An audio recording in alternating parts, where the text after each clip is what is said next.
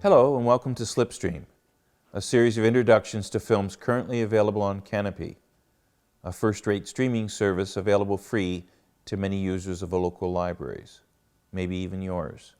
My name is Kevin Land. This series is brought to you by Grey Highlands Public Library and Speaking Volumes Books and Audio in Flesherton, Ontario. While attending the San Francisco Film Festival in 1980, and when asked who his favorite director was, Francois Truffaut is said to have responded, "I don't know his name, but I saw his film last night. It's called The Stunt Man." Truffaut was no stranger to making a film about the process of making films, having already created the iconic Day for Night. Truffaut was not alone. No less than Pauline Kael declared it a virtuoso piece of kinetic movie making, and Richard Schickel referred to it as a trip of constantly shifting perceptions.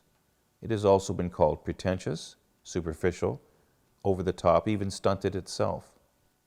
The voyage in search of the fine line between illusion and reality on which the film takes us is bound to abandon us at one of the poles.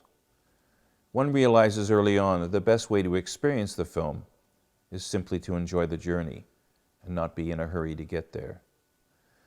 The Stunt Man, nominated for 3 Academy Awards, was based on a 1970 novel by Paul Brodeur, but adapted by director Richard Rush and Lawrence B. Marcus.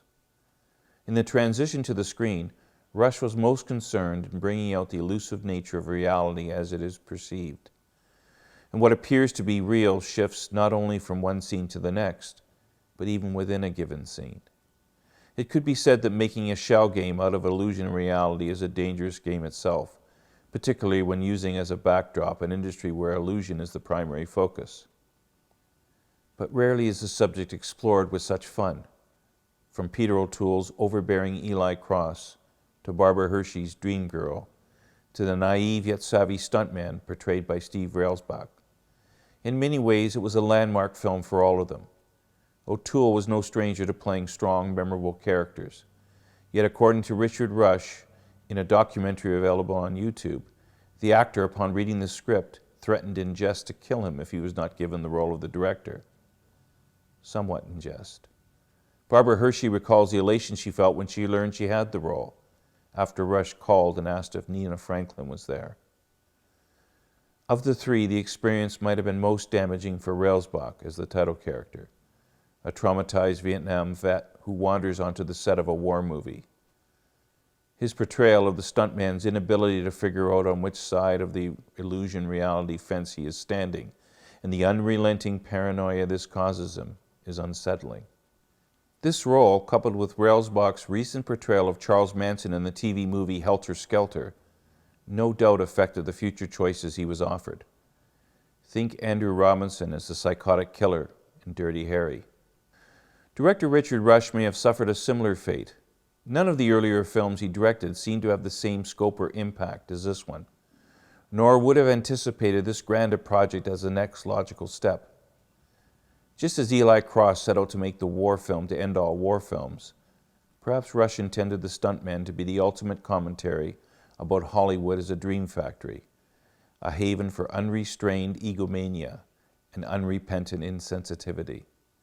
That he succeeds in such an entertaining fashion is a tribute to his efforts. Even though this seemed to be the only opportunity in his career to hit such a mark, hit it he did. In the end, would Eli Cross's film have become the ultimate anti-war statement? Probably not, judging from the keystone comedy of the action sequences. Judge for yourself. It might yet be another case of what Truffaut's director observes in Day for Night. Shooting a movie is like a stagecoach ride in the Old West. At first you hope for a nice trip.